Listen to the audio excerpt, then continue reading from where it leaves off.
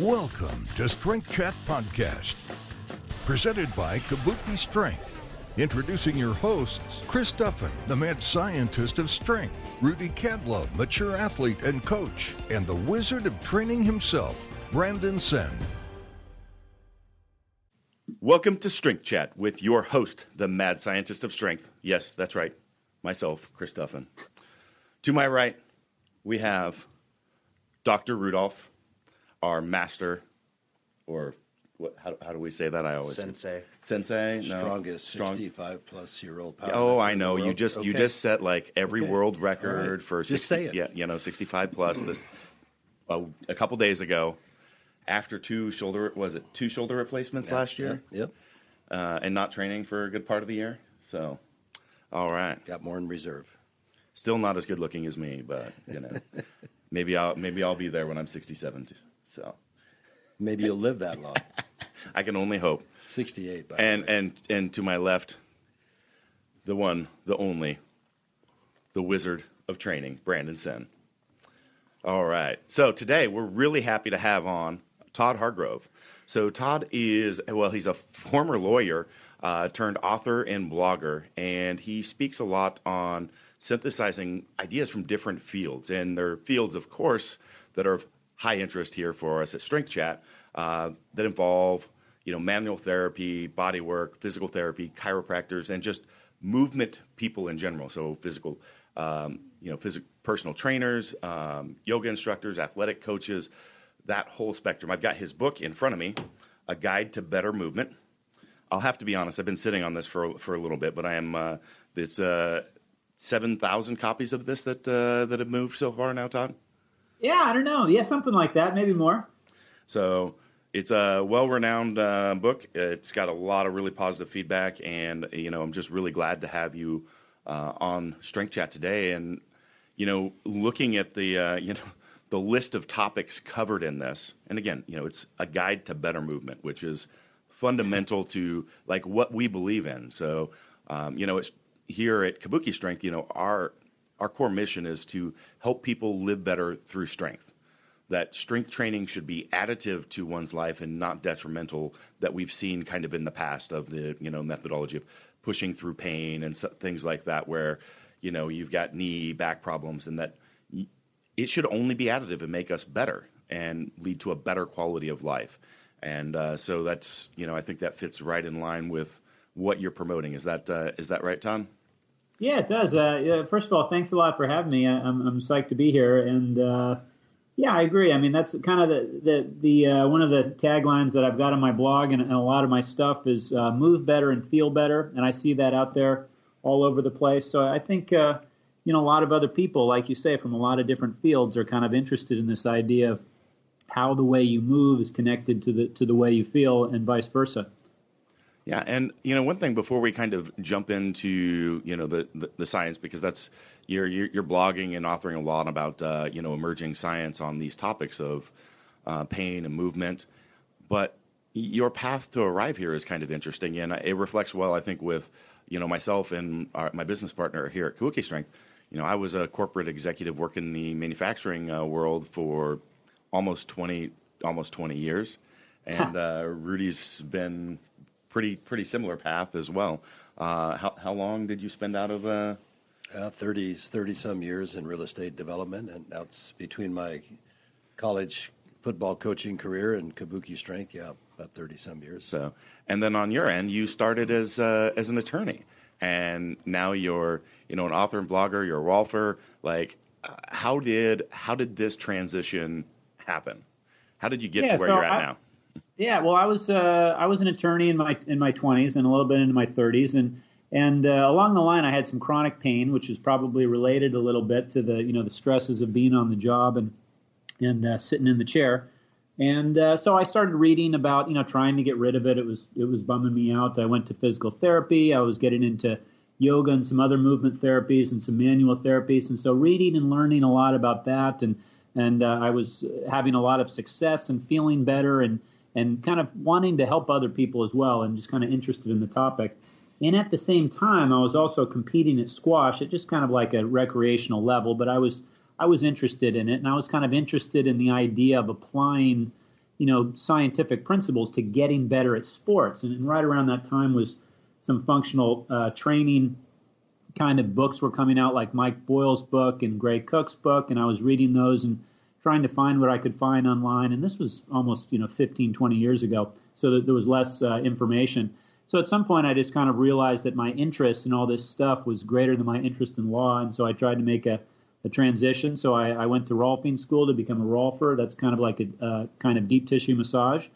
Then I started kind of blogging and writing about the things that I kind of wanted all my friends and family and clients to know. So there seemed to be some kind of systematic ways that people were, mistaken about certain things I wanted them to know that would help them. And then I realized that other people were interested, and I just kept writing.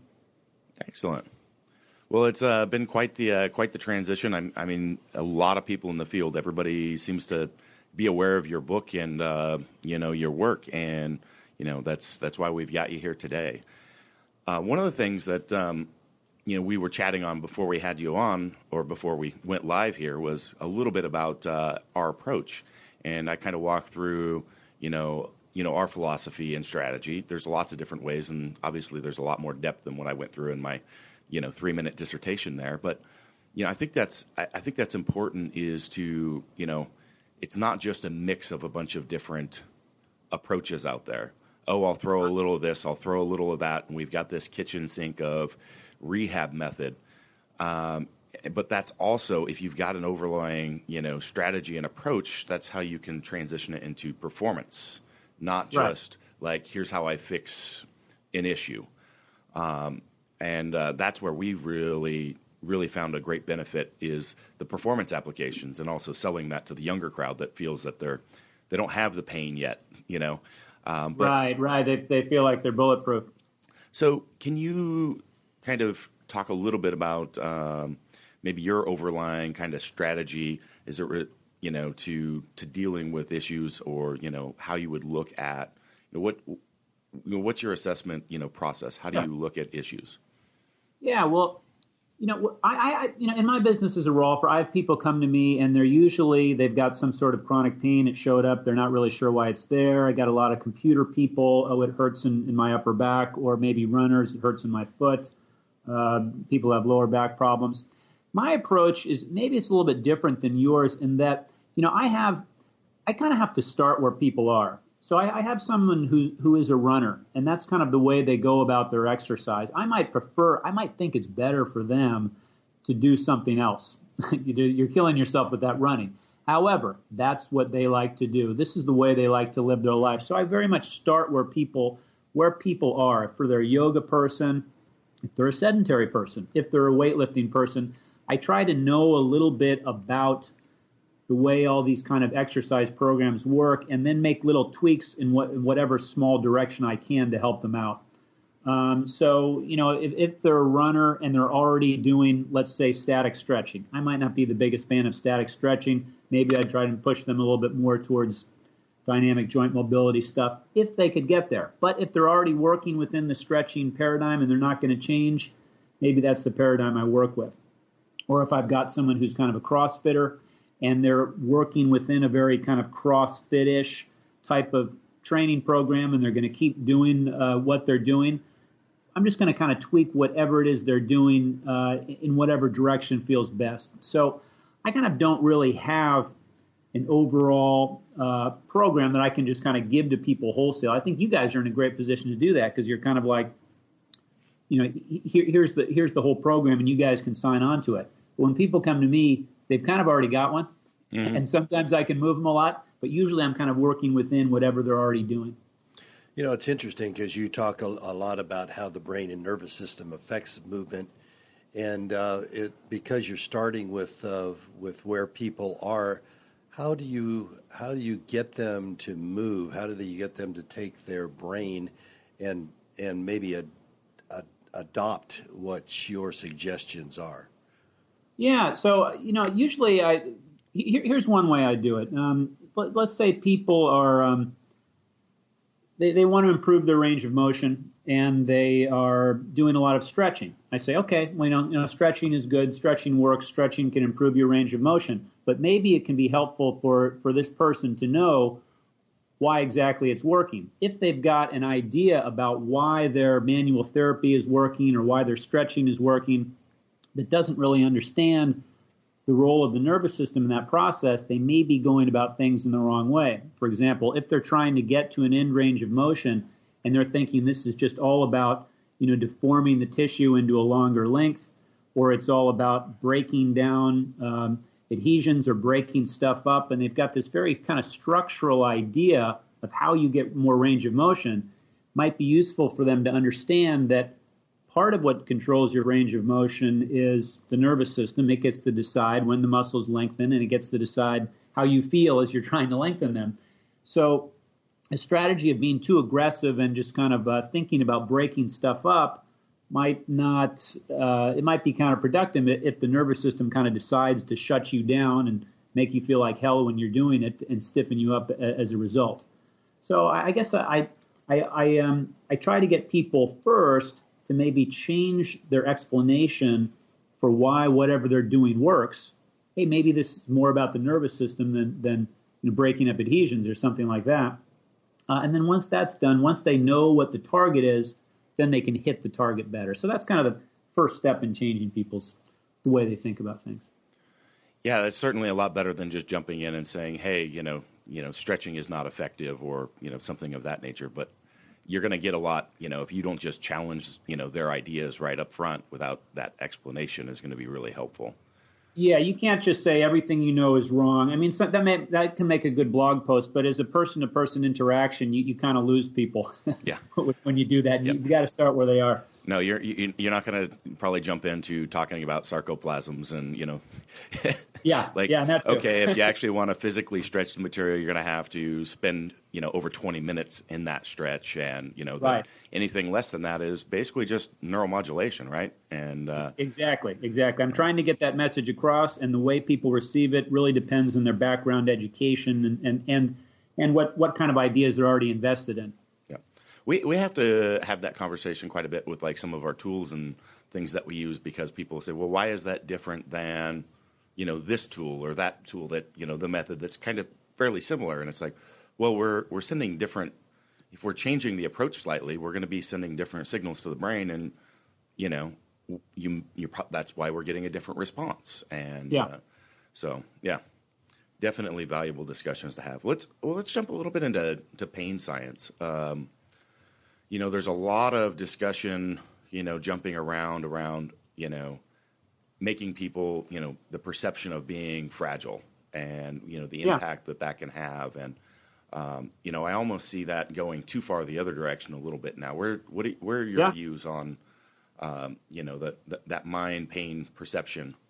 Yeah, well, pendulums are always swinging all over the place, and in one community it's swung in one direction, and in another community it hasn't swung at all. But one of the basic ideas, an important idea in pain science is that your thoughts and emotions matter for pain. So if you have the idea that a particular movement or posture is dangerous, that it's going to hurt you, you're increasing the probability that movement or posture is going to hurt you. And so therefore, you should be careful about sending out messages to your clients that sitting is killing you, or you're going to break yourself if you lift something the wrong way, or something like that, because you could make them think that they're fragile. That can maybe increase a little bit their chance for having pain, and it can also cause them to restrict their activity and not do things that are healthy for them to do, like engage in normal movements and bending and stuff like that. And these kind of ideas about being fragile, I think they can kind of insidiously get in there into certain people's minds, even when people haven't really used that strong of language. I remember reading Stu McGill's stuff, great research on how repeated flexion can hurt your discs. And it's all true. And there's nothing that he said in his book was alarmist. But I know that after that, I was a little bit more concerned about forward bending to pick stuff up and going into full flexion. And after, a year or two after reading that book, I realized that I had stiffened up a little bit in that kind of normal movement. And I changed my movement a little bit, just a little bit unconsciously. So I think I think that can be kind of a concern. You want to send people the message that you don't want to pathologize healthy movements, but you don't want to have people think it's totally cool to go in and lift a heavy barbell and not worry about their form at all. That's where the pendulum can swing the other way. Yeah, exactly. And it's tough. And that's where, that's exactly the point I was wanting to get at, because, I agree the same thing. It's like you see some people that have read some of the, the work on, Stu's work, and they become very sensitive, worrying about squeezing that toothpaste out of the disc and like, oh my God, the slightest bit out of position, this is going to happen. Yeah. But at the same time, so I see, there's been some recent articles and stuff that I've almost gotten really upset about, because they're like saying, oh, well, it doesn't matter. Don't, that's going to instill fear. Don't do that. Even like removing signs that show like loaded movement with, proper position, like you're making people feel fragile. And I'm like, yeah, but like if someone's going to pick up something heavy, if they're going to deadlift 700-800 pounds, they need to be in the right position, because they will be fragile. They will cause damage over time. And so there's a balance there based on like, what are you doing? And we're really, really, particular about like positioning, firing, technique, like everything when it comes to like a squat or a deadlift or something where you're at either fatigue failure or max weight failure. Like those are your avenues for risk. So there's definitely a balance there. And then I see other people that have done that, and then they're like, they see somebody bending down to the ground to pick something up, and they're freaking out because they're flexing their spine. And it's like, it's the kids, it's a piece of paper. It's okay. Yeah. If they have a history of disc issues, let's talk about proper movement mechanics with them. But if they don't have that history or anything that has the potential of thinking that they may be developing down that path, we don't need to go there. So there's definitely, like you said, there's some balance there. But I get frustrated when I see people saying it doesn't matter at all. And I challenge you to sit there and do like deadlifts with bad form with max weights for 5-10 years and see where you're at, because I know a lot of those guys, and they've all got blown out L4, L5, and they're not doing it anymore. Their quality of life has suffered. There's some guys that I think do a very good job at balancing the biomechanics and the pain science stuff.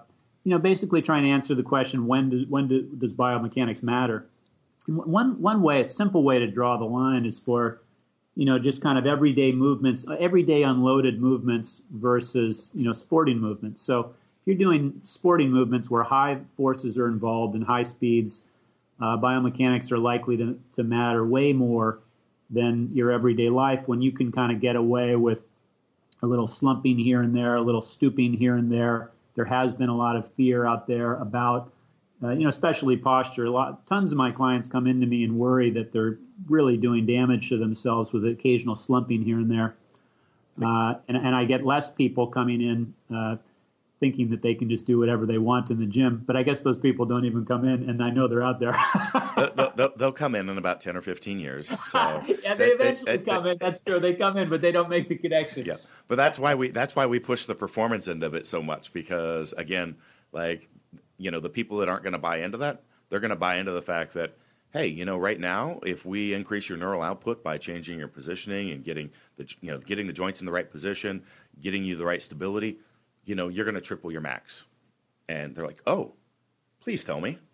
Oh, and by the way, that's a good sell there. That's a good sell. By the way, it's going to make you, feel better and, extend your lifting career. And they go, yeah. Tell me about the doing what with my, increasing my max. Triple. Well, that's exactly what got me interested in this stuff, was that when I was reading the Gray Cook and the Mike Boyle and the other material, I saw that there's a lot of overlap between the stuff that makes you feel better and the stuff that makes you move better. And, that's what, of course, Gray is a physical therapist, and Mike was listening to physical therapists, and both of their ideas, which I found appealing, was that, strength people have something to teach physical therapists, and physical therapists have something to teach strength people, and they should be talking, and they've been talking for a while, and sometimes the conversation has some bumps, but it continues to and maybe it's starting to hit a better balance point.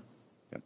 What are some of those, besides those two that, you really pull from as far as different disciplines? That's a good question. Well,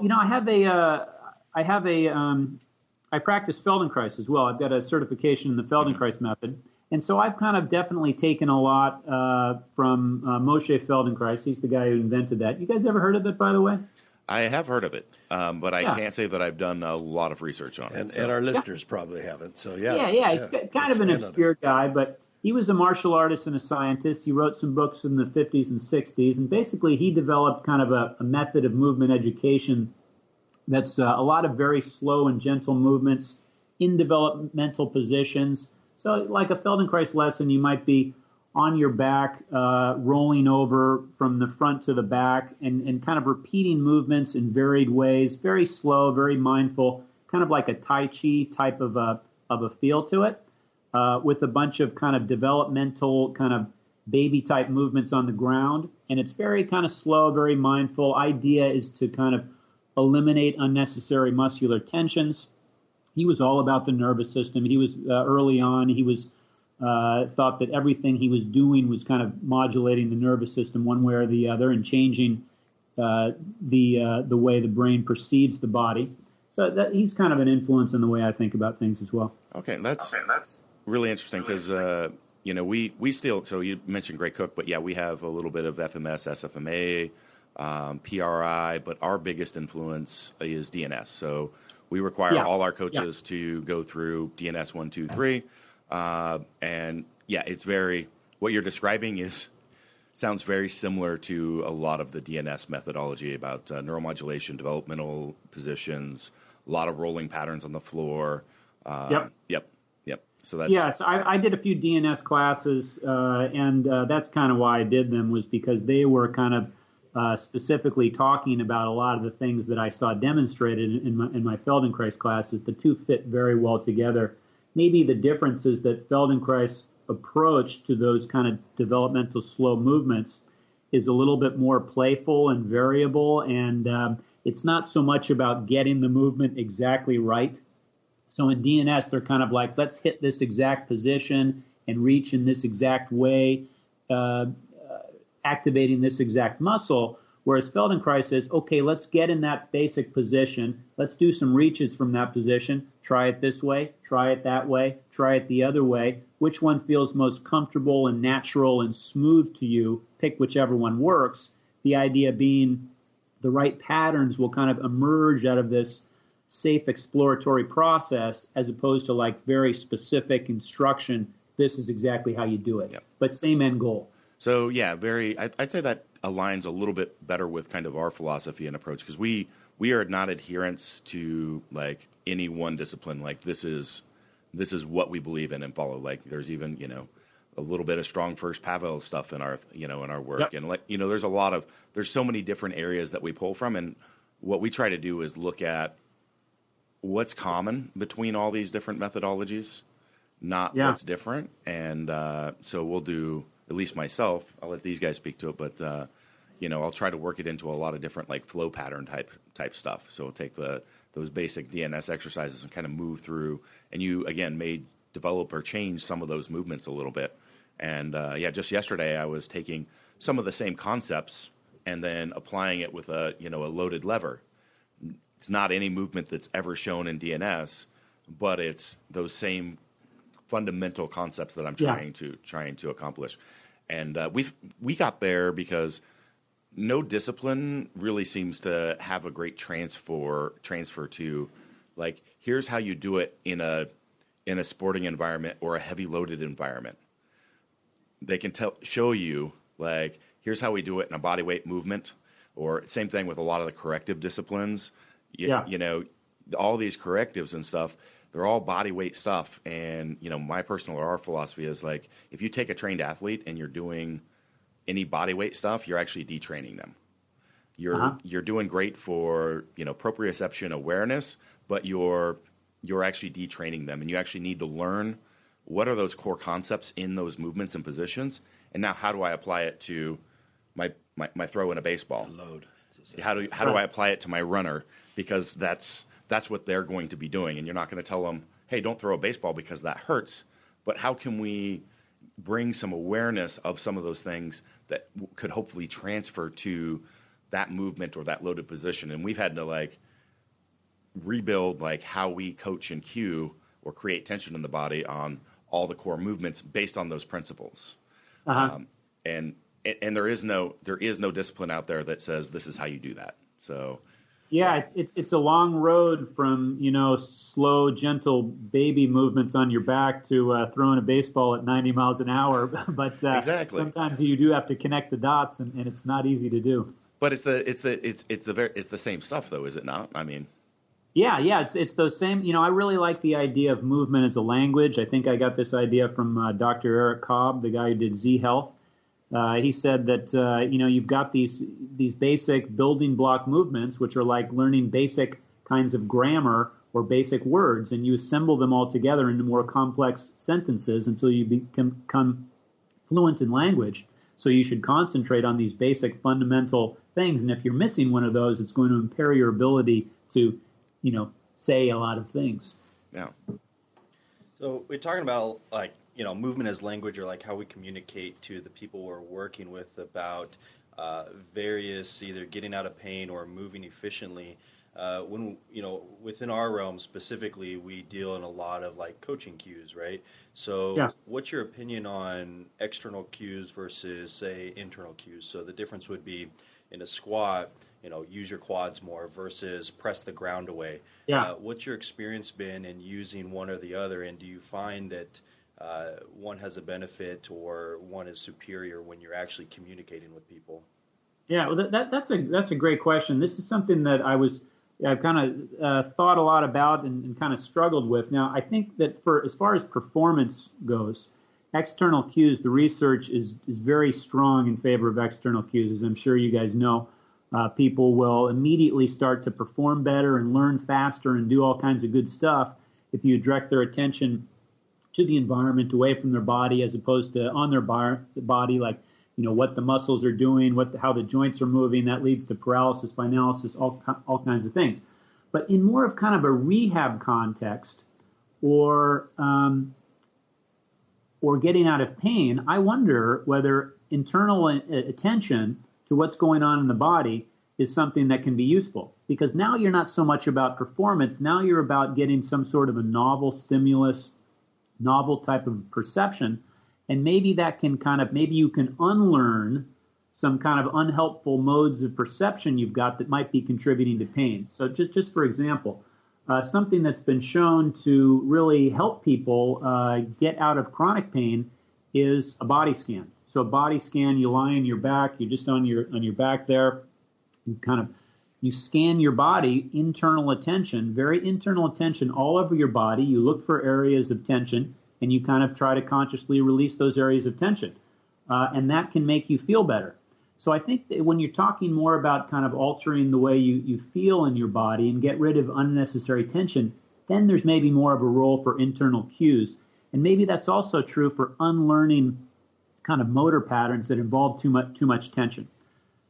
So when I'm working with someone on the table, I will direct their attention internally. Can you feel how you're contracting right there, or something like that? Or direct your attention to exactly how it feels right here. So I think maybe the internal cues have this role in this area, but not in the performance area. Right. It's all about context, right? So yeah. What setting are you in? And how are you applying these things? You said something that was pretty interesting in terms of like unlearning things that potentially hurt you, or unlearning those yeah. faulty patterns.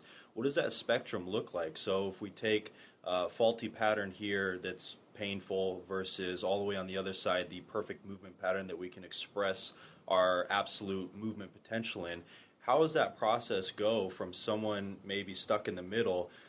Is it as simple as just moving forward into teaching them the proper pattern, or is there an actual specific series of unlearning that has to happen before they can move forward? Yeah. Well, good question. Unlearning is harder than learning, because once you've built all of the brain pathways for it, it's like a habit. You've got some sort of habit, you've got this pattern of brain connections, and they're there, and it's harder to kind of get rid of them or inhibit them than it is actually to build them in the first place. So once you've kind of learned something, it's hard to unlearn it. You've learned a language, it's hard to unlearn. You've learned a bad habit of drinking. You've gotten chronic pain. These are things that are hard to change. So part of the way that's done is to build an alternate habit, build the different habit, and then as much as possible, now you've got kind of competing habits. You can kind of switch into one or you can switch into the other. Like if you've got some bad habit with your tennis stroke, it'd be pretty hard to break the habit, and you're always gonna kind of tend to shift into it. And that's true with the habit of perception as well. You might have bent forward 1,000 times and your back hurt when you did it. Now your brain's learned to make a connection between that bending forward and that pain. Right. And that associative connection can help maintain the pain. Part of the way we get out of pain in that situation is to give you some positive experiences. Maybe we can get you to bend forward in a slightly different way, different context, different speed, and it doesn't hurt. Now you're kind of breaking that negative association you've got. Maybe you can start to unlearn it. You get enough reps in bending and it doesn't hurt. Maybe you can kind of start to forget about the bad experiences you've had with that. But there's going to be a part that always remembers. Yeah, that's really interesting. So we're talking about anchoring our ideas to something that's maybe similar, but eventually, we want to get back to that same pattern, because you can't just stop bending over.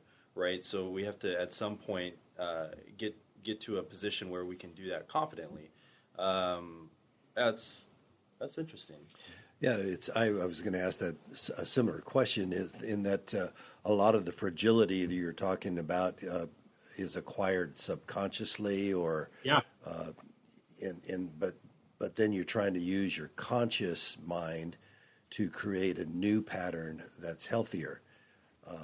So how do you see that working for you? Well, I think that people or have another way, would it be possible to subliminally provide them with the healthier movement, saying that if you did it this way, you're going to feel safer, you're going to feel healthier?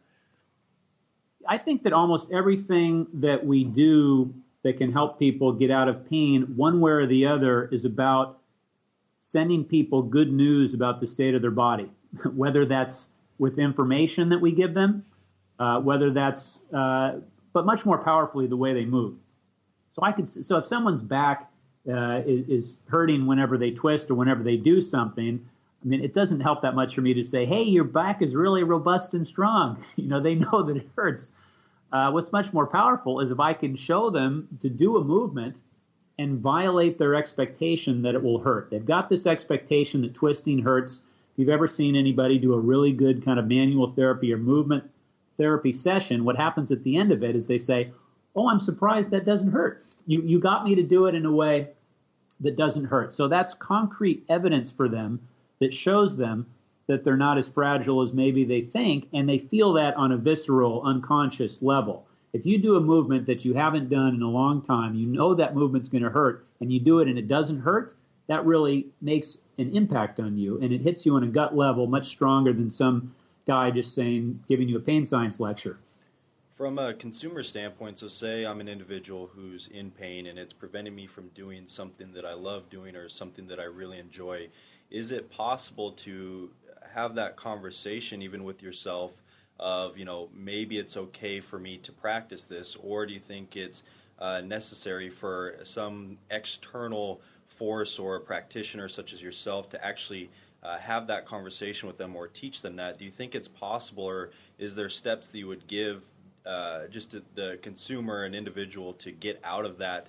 I don't even know if it's a mindset at that point as much as it is just a nature. Do you think that's possible to even get past on your own?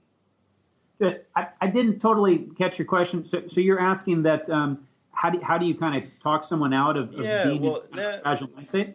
More or less. But say, if someone's experiencing pain, do you think that they have to go to Bodyworker or someone as yourself to actually go through that process with them? Or do you think it's enough to just consciously shift their mindset, or is that even possible to do on your own? Well, I think that, number one, change is hard. Sometimes people have, if people have had chronic pain for a long period of time, that's become kind of a stable part of their perceptual behavior.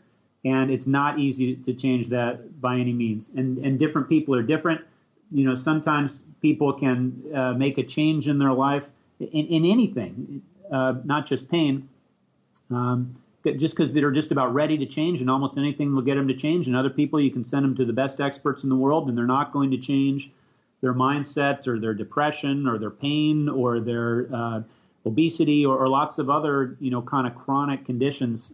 So I think that would probably totally depend. Sometimes people want to hear something from someone in a white coat. Sometimes they want to hear something from somebody who is just like them and they have a certain rapport.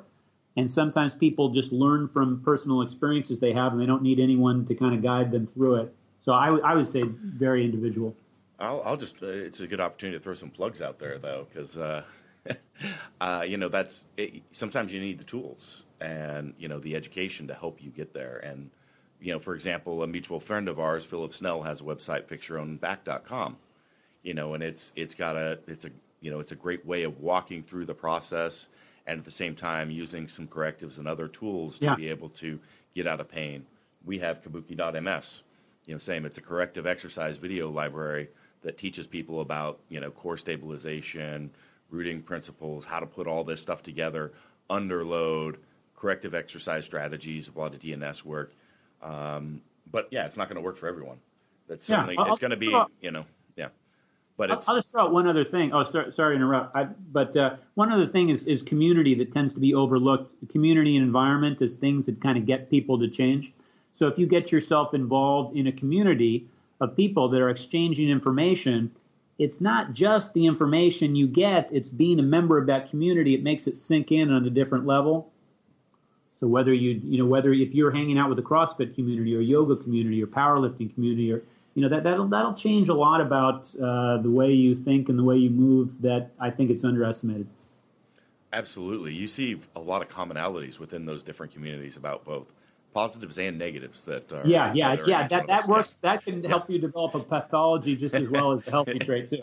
Exactly, but it's interesting, like looking at those different, like subcultures and their views on movement and pain and the impacts that it has on those populations. So it'll change you if you get involved in a community. It will change you. Yep. Yeah, a lot of this is really about putting the power or the will back into the individual to be able to do it, themselves at some point. So we saw that a lot, especially the thing that comes to mind is when Kelly Starrett and Mobility WOD were really becoming popular. A lot of that was self-use stuff, and that was really the first time that's ever been put out there. And I think that's really huge as well. Like, hey, you can't actually do this to yourself, or there's absolutely an appropriate time to see a professional. But a lot of this stuff, like you have control over your own body, so do these things. I think that's what got me started on this whole thing, was because I had what was a kind of a big problem in my life was the chronic pain. I fixed it basically on my own. I saw other people struggling with it, and I wanted to empower people to be able to solve those problems. Yeah. Yeah. So the conscious mind, we talked about developing bad movement patterns and those that cause pain. We sometimes acquire those subconsciously. And are you looking at a way to consciously try to change movement patterns, get different muscle groups to fire in a proper manner? And if so, how do you go about communicating that? Is it through manipulation? Is it through some way, kind of cortical communication? What? Yeah, well, I kind of like the idea that the task is the teacher, or the game is the teacher, or the set of constraint, or people will self-organize according to the constraints that you put on them, which is kind of the complex systems motor learning way to kind of look at this kind of stuff, so that we don't have to tell people exactly how to move, but we have to give them a movement task where they will learn that on their own. So I mean, just kind of simple example with squatting. One way to correct, let's say if someone's squat, their knees are going too far forward, for your taste. You could say, hey man, your knees are going too far forward, get them back, or you could have them squat to a box that's behind them. So by changing the task, the set of constraints, you'll kind of reorganize their movement, even without telling them how to move.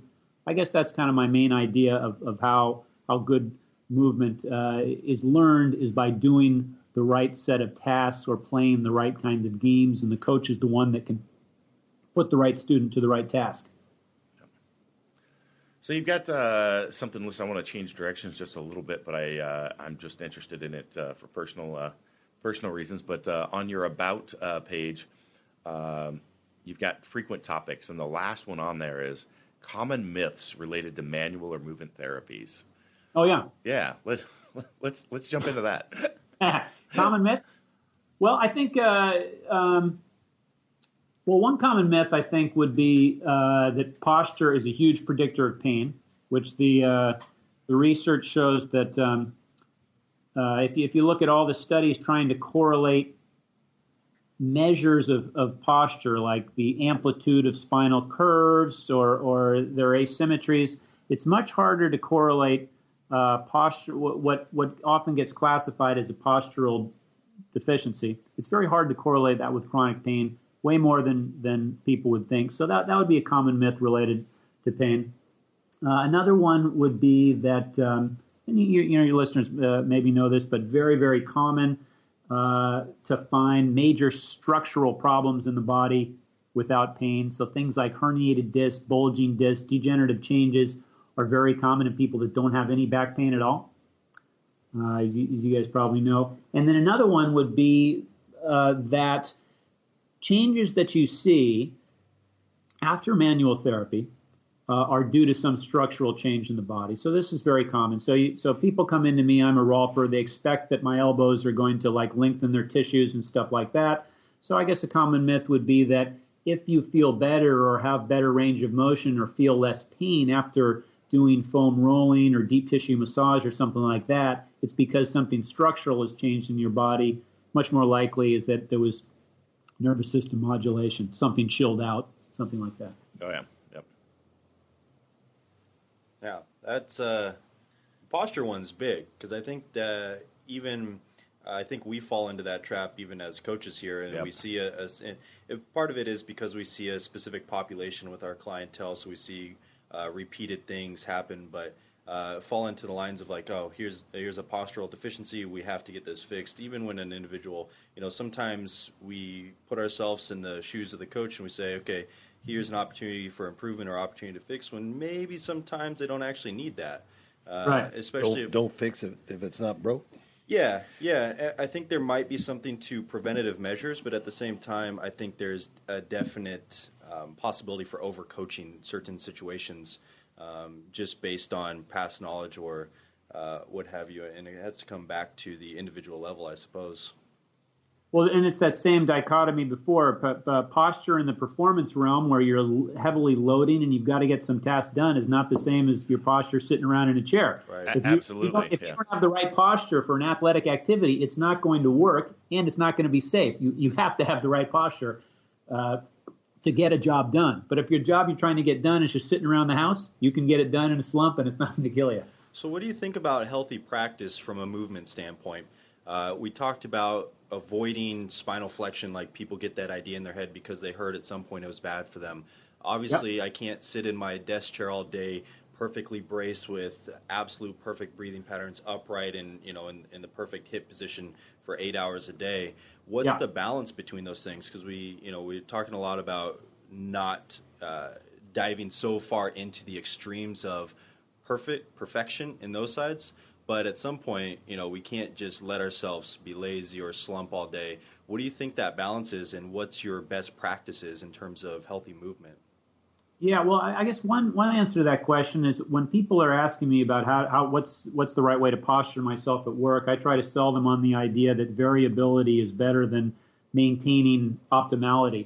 So, I mean, and people understand this intuitively. You imagine getting in your best, absolutely most comfortable, optimal posture and maintaining that all day long, as opposed to just shifting your position into, 85 different kind of slumps. You would choose the ability to vary yourself all day long. Maybe a little bit of standing, maybe a little bit of sitting one way, sitting the other way. So variability is always going to be more comfortable and more functional than trying to maintain the same thing all the time. I also think that most of your movement health is probably going to be dictated by what you do in the times of day then you're exercising, as opposed to the times of the day when you're just sitting around doing nothing. I think that most people, as they go through their everyday lives, sitting on the couch, walking around, stuff like that, they're not doing that much wrong to hurt themselves. What's wrong is the absence of anything else. So, I think that you can kind of sit around and be a slob most of the day, provided that you get in the gym and you do some basic things like preserving your range of motion, doing your mobility work, doing your resistance work, and doing some kind of cardio. At least 2 out of 3 of those, and you'll probably be a healthy person. You might not be performing at your best or anything like that. But I don't usually try to get my people to spend too much time policing their movement when they're just, sitting or stuff like that. Unless it's causing a problem. Unless we already know it's causing a problem. Yeah. Right, and then you have to make the intervention. Yeah. That could potentially be something that we add to the common myths too. Is that that extreme of postural awareness? Well, I guess you said that earlier, but even we hear from even people coming back from us, they saw a massage therapist or they saw X practitioner and they said, you have to sit upright all day or what have you, and it just turns out not to be true. Yeah, I think it can create more tension than it prevents. I mean, if you're bracing yourself, you're co-contracting, you're increasing the compression on your spine. Yeah. No doubt about it. You're keeping it in neutral, and maybe there's an advantage to that, but there's a compressive penalty to pay. And maintaining it all day long is not comfortable. And bracing is a short-term strategy when you know that there's a reason to protect. When there's not a good reason to protect, better to relax. And it's also a continuum. Yeah. It's a total continuum. Yeah. Well, I think we're about bumping against time here. So yeah, where can our listeners grab your book, and where can they learn more about you? Thanks for asking. The book's available on Amazon. So if you just search, Todd Hargrove or A Guide to Better Movement, it's on Amazon. And I've got a website called bettermovement.org. And there's basically just a blog there with a bunch of articles on these kinds of topics and other topics. And I am going to be hopefully coming out with another book pretty soon, which will address similar topics and will be called Playing with Movement. Very good. Social media? I'm on Facebook. I've got a Better Movement Facebook page, and I'm on Twitter as Todd Hargrove. Excellent. All right. And you're in Seattle, is that right? Yeah, I'm in Seattle. And you do occasionally do in-person training and classes? Yeah, I occasionally do some talks here and there. Those are kind of sparse, but I hope to make them, maybe a little bit more predictable and continuous in the future. All right. Excellent. Great. All right. Well, we really appreciate time with you today, Todd, and I think our listeners will definitely get a lot out of the discussion. So thank you. Thanks a lot for having me. I enjoyed it. Thank you, Todd.